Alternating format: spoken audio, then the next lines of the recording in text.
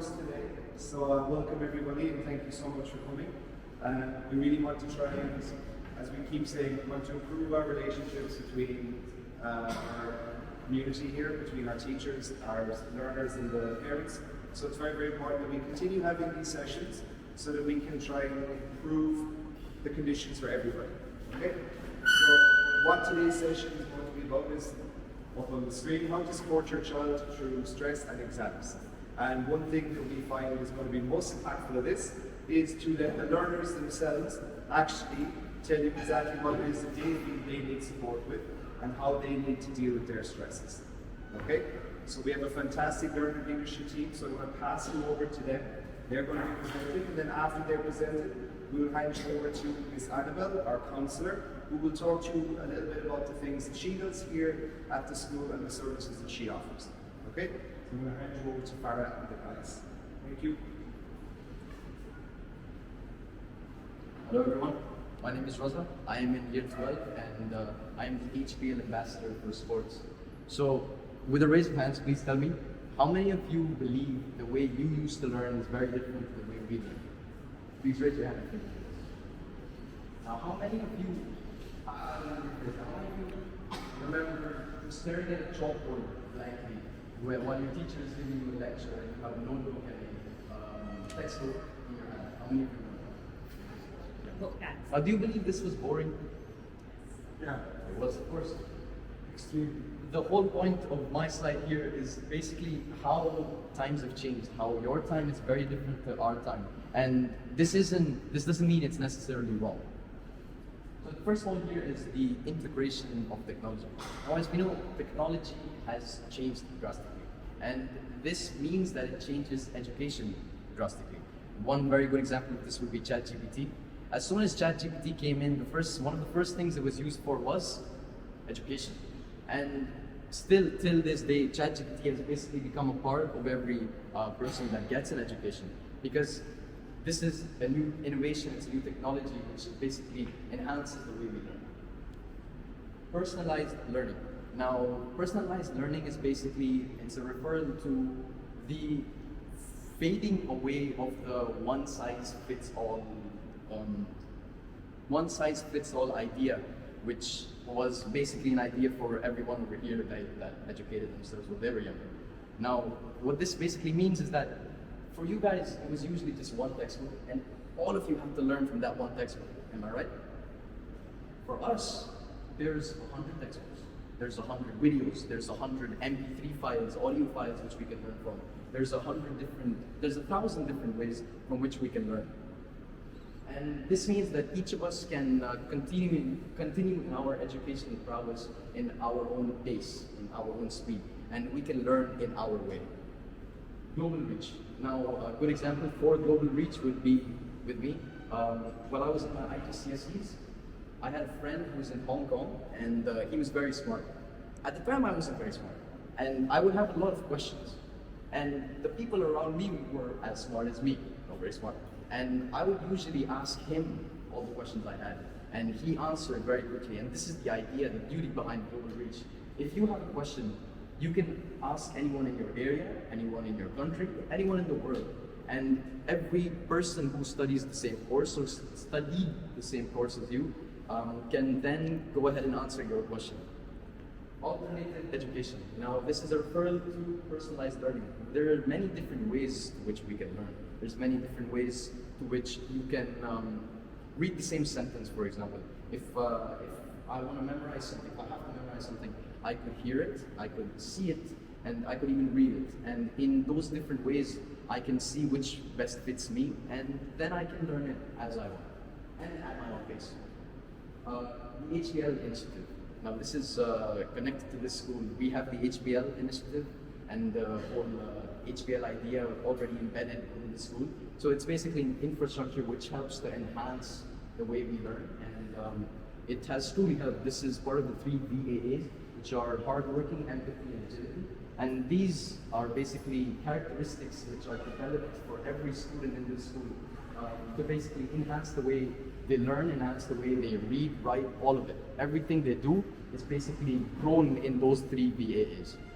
That is my part. Thank you.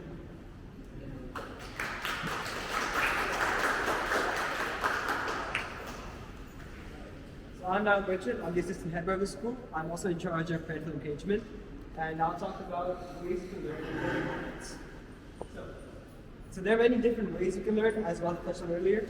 You can be a kinesthetic learner, a visual learner, a auditory learner, and many, many more. So say you're an auditory learner, you like to listen to things, you listen to podcasts, or if you're a visual learner, YouTube videos. Usually when parents see me on my phone, they're like, what are you doing? Who are you texting? Sometimes I'm learning though, and I think we should encourage that, encourage the different ways your child might learn. And as for social learners, people who like to talk in groups and learn that way, or people who like to read and write and learn. We should encourage every way to learn, because if you enjoy the way you learn more. As a famous saying goes, the man who enjoys walking will walk further than the man who enjoys the destination. So it's important to make sure your child enjoys the way they learn. Next point, there's many different learning techniques, as you mentioned earlier. You can read all of them. Cue cards specifically, that's really helped me. If you don't know, the app Quizlet really helps. You probably do. Spaced repetition, mnemonic devices, linking what you know to something else you know helps you really remember that, especially for me. And there's many different ways you can learn. What's important is that you enjoy it and you keep doing it for a long time. And as for when you learn, many people study better at night. Now, I personally still have a curfew of 9:30 p.m., but sometimes I get inspired or motivated, and I think I study better at night. So it's important that your child gets enough sleep, but it's also important that when they do want to learn, they do learn, and you open up to them, and maybe sometimes you let them do what they want to do. Just be a little more open with them sometimes. And as for the studies, you can look at all of them, and there's plenty of research to back all this up. So in conclusion, just be a little more open with their child and make sure they enjoy their learning. Because if they enjoy it, they'll do more.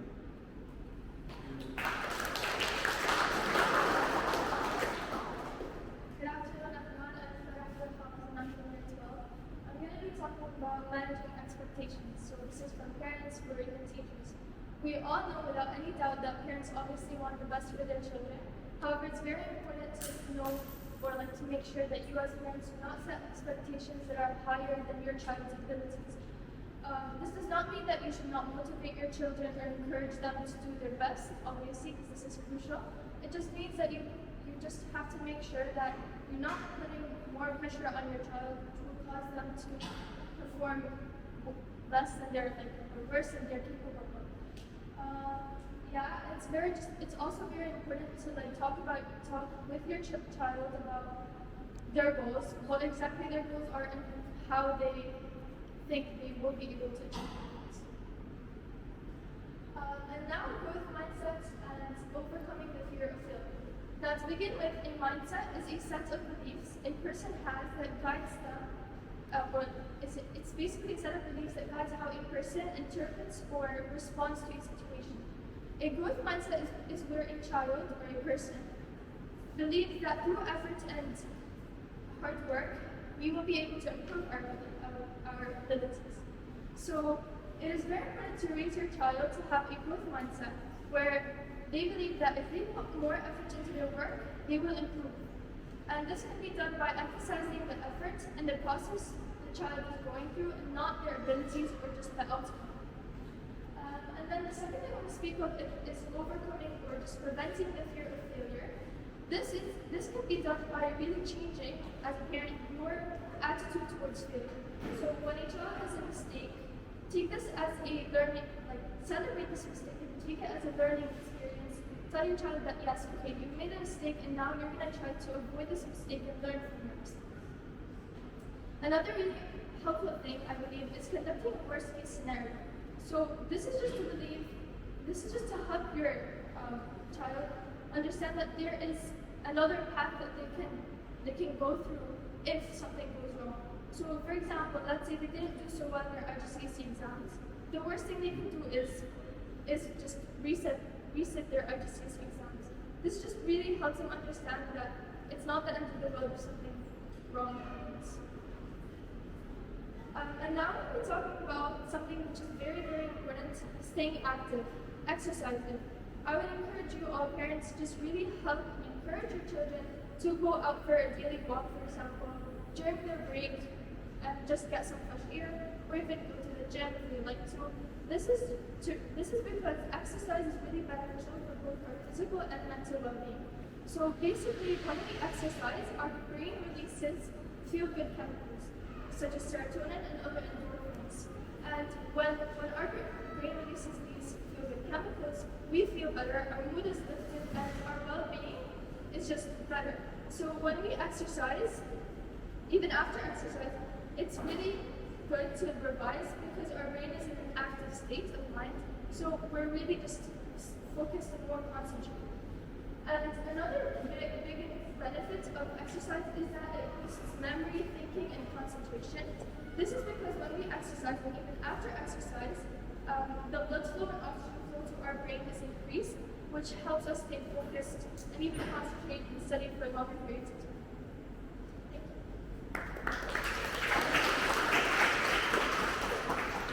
you. Hello, my name is SIA, and I'm from I'm talking on medicine or engineering. Now, I know most of you parents will be expecting only medicine or engineering, but it's a broad term. So, I'm here to say that you shouldn't be expecting the child to only do what you expect them to do. So, I know a lot of parents who believe that, oh, the child will be a doctor, or the child will be an engineer. But this is what they want. This is not what the child wants. So you should leave it up to them to decide on what they believe is the best decision to make. See, now I know a lot of parents of children in grade 9, and so next year they'll be in year 10 and they have to decide on the subjects which they have to pick. And so this is the time to decide on what their best, what their strengths are and what their weaknesses are. So, for example, I know this person, right? He left the school, but he, in year 10, he picked psychology, right? He wasn't very bright, and so he didn't like psychology that much. His parents forced him to pick that subject, and then he wasn't doing any good, right? Later on, in the coming few months, he dropped psychology and picked PE instead, because it's something which he enjoyed more.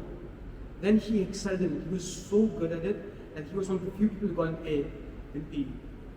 Then, so yeah, no matter what they do, if they decide on doing, for example, law or creative sciences, something which you decide, which you think is not something they'll be the best at, they'll be successful in.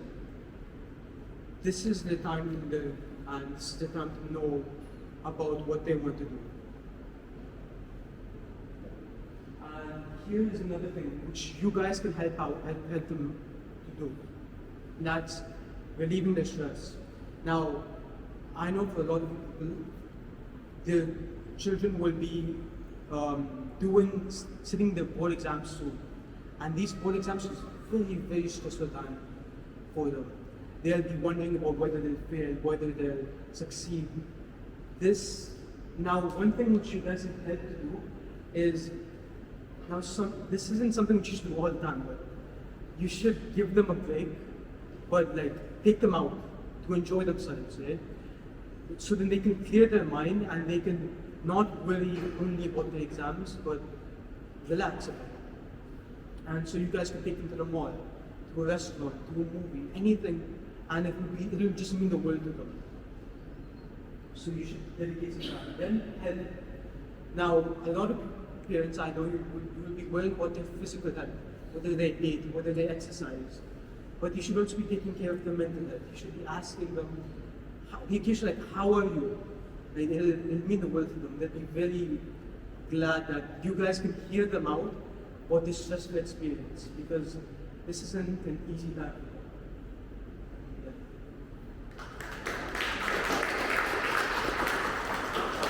I'm so glad that you're all here today.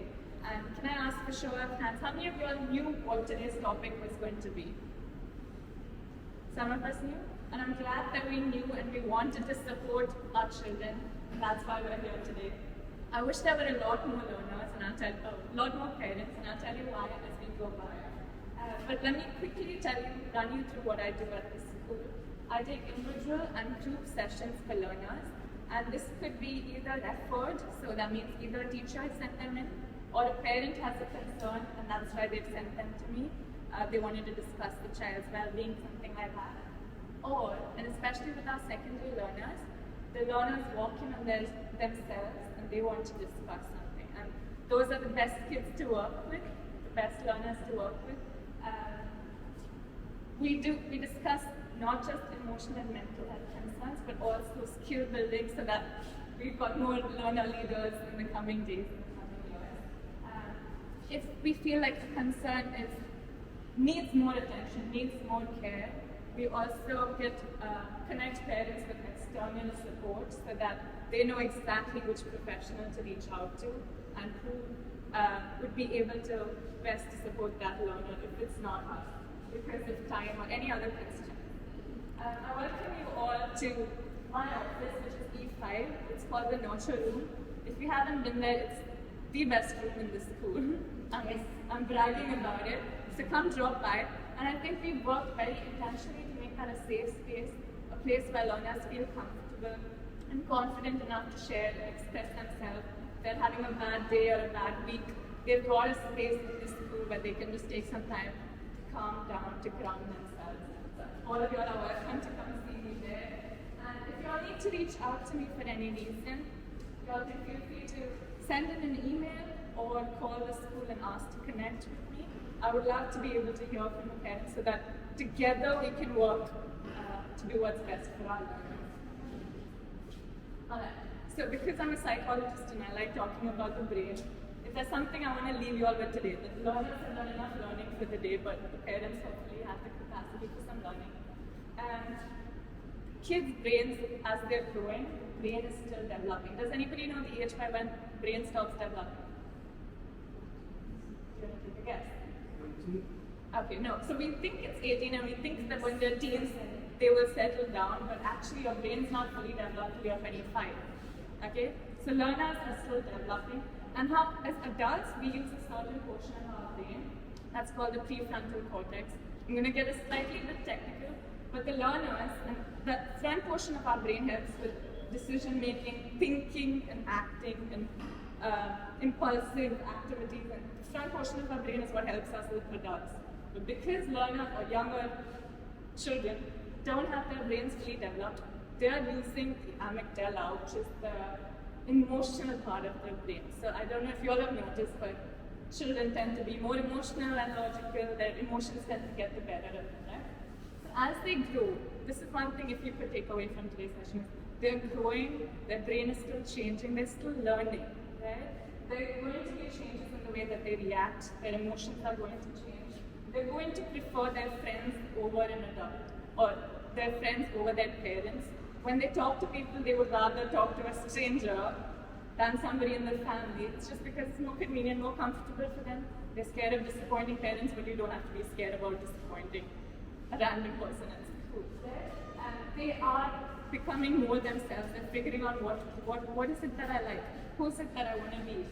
So you might find your children rebelling and trying things out after you've told them not to, right? They want to experiment with it themselves. So there's a lot that's changing in them. And the minute we understand this, because as adults we've got to develop the brain, the minute we understand this, it changes the way that we can be a little more understanding towards them. We can support them better because at least our brain is fully developed, right? So I've got a lot of learners that come sit in my office, the comfortable sofa, and if there's something that they want, like apart from what our learner leaders have already explained, I'm just going to talk about, there's something that they want their parents to know and understand are these points, right? They want to be able to come and tell you things, but they're scared of disappointing you. They're scared that you will respond, that you will react instead of respond with understanding, right? So what they want for you is to just listen. And sometimes they have these big meltdowns and drama and outbursts and stuff like that. In the back of their mind, they know what's happening, right? They know what's up, but they just need you to listen to them. Give them some time to figure it out, and they will figure it out eventually. Right? They want you to be there, not just. I've got learners who come to that telling me, my parents do everything for me, right? But their lack is their parents not being there for them emotionally, right? And I'm so, like I said, I'm so glad to see that all of you all made it a priority to be here today, and we thank you for that. We are role model. We were talking about how do you support a child with how to deal with stress and studies. well, you can't support somebody if you don't do it yourself or you don't know it yourself. And I've honestly had parents who said, I don't know how to self-regulate. How do I teach my child how to do that? But that's a good place to start with, because at least we know what we need to work on. We know what we can model in our children, right?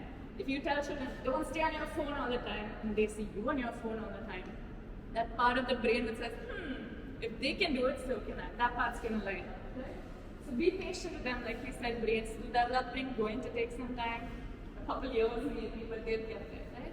And like I earlier said, let them be, you set boundaries, you support them, but let them make the mistakes, let them decide things. There's only a certain amount of hand-holding you can do, right? And at SIA, we try to do all these things for our learners. Agreed? Learners agree? So, like I said, there were a couple of things that our learners would have wanted to convey, so I'm glad I got this chance to be able to tell you. And I'm not saying that we be passive parents and let them do what they want because the school counselor said, be understanding, be kind, be patient. Like I said, we do focus on important habits that they cultivate, like eating well, sleeping well, those being the most important things that I find lacking when a learner comes into my office. Teach them responsibility, monitor their technology use. A lot of learners have a lot of issues because a lot of time is spent online. But how we do this, and these are all tricky areas. It's easy for me to stand here and say, do it this way, do it that way. But each child is different, each family situation is different. And I would love to be able to discuss this if this is a concern in your family. So we can come up with a plan that best suits your child's needs, right? And I think that's it from my end. Thank you so much for being here. Thank you for listening to us. And if you have any questions, we'd be glad to take them. The one thing I would like to say to you is actually accept the fact that your relationship with your child is going to keep changing. And they're never going to go back to being the 8-year-old or the 9-year-old and the 10-year-old. And the more you start to embrace the idea that now my child is growing up and they're not going to want to share, be my friend or whatever it is, it's the better for you, because you need to start finding another balance, another relationship, because it is going to evolve. And it is, and I see that with my 8-year-old son as well. I see that I can't say do the same. He used to be really huggy and everything before, and now he's 8. He'll do it to me when he's at home, but when he's in front of his friends, he doesn't want to do it. And I see that he's going through that phase. So we've got to understand that be open to understanding and receiving those non-verbals that the kids are giving you. And I feel like one of the best things that has happened is that this whole platform has opened up, because we want learners. Trust me, I've been in other schools as well, okay? We need to have a culture in our school where the kids are okay for their parents to come to school. There shouldn't be a dual life of, where these kids in school. I would like for the learners to feel like, it's okay for the teachers, for my parents to come in and see this little snippet of who I am with my teachers, because trust me, they're different people when they're here. And they may be different people that they're home. But I think in sort of showing that in your ways with them, that you're open to these kids that they are over here, they will open up a lot more to you. So no judgments. And it's very easy to say it, because I know as a parent as well, we are quick to judge our kids more than we will judge other kids, because we have a standard that we've set for them. But they will go to get to that standard at their own pace. And they will make their mistakes, and they will talk about all the different things that they are now interested in. And a lot of those things that they're interested in, you don't want to listen to them about it, because these are not things like, you don't want to accept that your children are growing up. The typical teenage issues. But we've got to open our minds to and accept the fact that there is so much that children today are exposed to that we are not exposed, that we weren't exposed to. And that is, and sort of they're hitting their teenage a lot before we hit our teenage. They're exposed to so much more information that that is not even, we're not even on the same platform. So the sooner we start to accept that, I think we will start to understand. Even listening about, night learners, we've had so many kids come and tell us that our parents don't understand that if I'm sitting on my laptop, that I'm actually studying. Because even that simple concept that kids could learn through YouTube videos or that they could learn through podcasts is not something that we did. So you don't understand that there could be some our children would actually do that, because then it's like, so how do I monitor this now? Because there's digital time that they're spending in this. So find ways to get a good understanding of who your children are, and I would think that would be the first step to take, and embrace who they're becoming, because every day they're becoming better people. I actually love to see them in their teenage years, because it's fun to watch how they're still kids. It's like they're toddlers, but they want to. It's a toddler age for adulthood. They're like sort of there.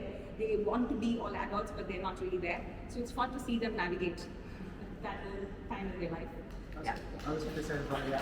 I think linking with that further, obviously we've all had different experiences, but as Miss Freya was talking there, I'm thinking of like an experience I had previously. So years ago, I started football coaching for like the first time, and I was a very young football coach, and I had a group of young players who were like under 10s in a professional football environment, but they were all under 10s. And the previous coach who'd given them to me had labels for all the kids. So these kids will be troubled, these kids will be a big problem, and we tend to do that in environments, even if it's accidentally. So at home, they may see you as like, I don't want you to teach me English, I don't want to have this relationship with you. And just, obviously I experienced it the hard way by being presented with these certain kids who were supposed to be, nobody can coach them, nobody can teach them. And I learned that just through different methods. So I gave these kids as much praise as possible, and they never actually achieved being rewarded. Nobody had acknowledged them for things. They'd always seen them as in some type of failing aspect or a problem. So we also have to be careful and conscious in a teaching environment, because they do obviously behave differently, all learners, when they're at school to when they're at home to when they're with their friends. But if we put labels on them and I say to Mr. Donald, okay, when you get this group, these three, you will not be able to teach them. They're going to fail their exams. They're going to be a nightmare in English or in math. We have to be careful that the language that we're using, and you guys at home, is always trying to encourage them. Even if the learners are frustrating you massively, you think, you're not studying properly, this is causing a problem. But by creating these small labels or just saying these specific words, it can really program something in the brain where they see themselves as that thing, and you become a product of the environment that you're in. So if we collectively can create an environment where they feel like, wow, at home, my parents are always taking an interest in what I'm doing, who I'm trying to be, the things I'm interested in, that will showcase over the long term. It might take a few years, or it might take a period of time, but eventually you will see they're a product of that environment, and the success at the end of the road will be massive. Because these three kids that I'm speaking about as an example, by the end of that season, they were achieving massively, they had big smiles on their faces, and they were just a joy to coach. They were like really nice young boys. So just flipping the mindset and giving them praise as opposed to something else can make a change. So hopefully that will make Do you know, in our everyday life, actually, how many of you have you ever said this before? Because I am guilty of having said that probably every day. My firstborn did not do this at all. Now my secondborn is completely like, any teacher I go to, I'll be like, I had no problem with Zidan because Zidan was like, but now she's doing this. Because even in our own heads, we want to make sense of all of that information that we're being presented with. So we also sort of unknowingly are creating those labels for our children. And in those labels, then we have our expectations. So my firstborn has to look after my secondborn, right? And the secondborn can get away with anything because the firstborn has to understand. And I guess that's the sort of dynamic that I am creating because of the labels that I am, creating within my own household. So it may not be the same for you, but everybody, we all tend to do that. And these kids, honestly, are an example of, right, can you tell me last yesterday, were you hanging out with your friends online, like chatting with them online, right, on call, right? Even the concept of them hanging out, right? Did you ever hang out with your friends on call, right? No, we didn't call. Calling was a luxury, right? If we were trying to get to a place, we would call, and then we'd be like, right, that for us, at least in India, it was like the rupee, you could talk for only so much time and then you hang up or whatever if you were calling from a public phone. But these guys, their idea of hanging out is that they get on call with each other and they sit and talk for hours. Now, we used to go out, but does that mean that the way that they are hanging out is wrong? That's the mindset, because I used to sort of get annoyed at the idea that why are you guys hanging out on call? Why don't you just go out and meet each other or play with each other? But the truth is that human beings are evolving and changing. So their idea of hanging out has also changed. Of spending time with their friends has also changed. So I feel like it's adjustment for them and it's adjustment for us. It's adjustment for us to understand that we need to find the balance of, yes, you know what, yes, you've been with your friends online now you need to go out and play, but it's not going to look anything like it was for us. Like, I don't think there's even 10% of a similarity between how we were growing up and how they are being raised. He's really happy. I think the key words here are balance and communication, and you can't have one without the other. So, like, from what the learner leaders behind me were saying, from what Ms. Andrew was saying, Ms. Faria, Mr. Andy, it's all about making sure that the lines of communication are open and clear and honest between parents, learners, and even teachers here in school. We have different relationships. Parent-learner relationship is going to be different too, the parent and the child. So we have to embrace that. Just because they're going to open up to maybe Miss Annabelle, because they don't want to open up to you, doesn't mean that the relationship isn't good. It's just a different style of relationship. And we need to embrace that and nurture that and make it into what it is. So, as Ms. Freya said, we don't want to have school as one place, they're one person here, at home they're a totally different person. Because that doesn't make them the whole global citizen that we're trying to do as parents, as teachers. So making that balance through open, honest, clear communication is the most important thing. And we're not standing up here and this isn't a lecture, you need to do this, you need to do that. These are guidelines, these are just recommendations. This is based on research and fact, and basically what these guys are saying themselves. So I hope that everybody was able to take something from today. And if there's any questions or anything that you want to add or talk to us after, or suggestions, we're more than happy to listen. We're going to be constantly running these types of sessions. We're going to be asking you, as a parent community, what do you want to see? What do you want to know more about? Would you like to? That's something we will stress on. We don't want this to be just this sort of a format, and that foundation teachers, parents come in and read to their kids. There is no reason why you can't come into classes and have a little day with the children, but we want to know that there is an interest for something like that. So please, your suggestions are welcome. We want it to be, have you be involved parents even in secondary, so that it is a normal sort of culture for parents. I can already see faces of parents who've made it to the different, all of the different talks that we've had. So you've become familiar faces, and I want more parents, we want more parents to become familiar faces. So if you have any ideas, please let us know. Any informative sessions that you would like for us to have, we will even source people from outside and have them come in, but let us know what you would like, and we'll be happy to deliver something like that. We want to break down the idea of we're only going to contact you to come into school to complain about your child, or you're only going to contact us to come into school to complain about something we've done. So we want to have this positive thing where we're working together to make life better and easier for all of the kids here. Okay? So what we have done now is, we'll take any questions. We'll be here to discuss anything you'd like. There are some iPads at the back of the room. We just have a short survey, just a couple of questions. Because like I said, we want to take your feedback on what you want to know more about. Okay? So if you have a moment just before you leave, please do just fill in the little survey. It's just a forms thing to take 2 minutes. And other than that, we have another round of applause for our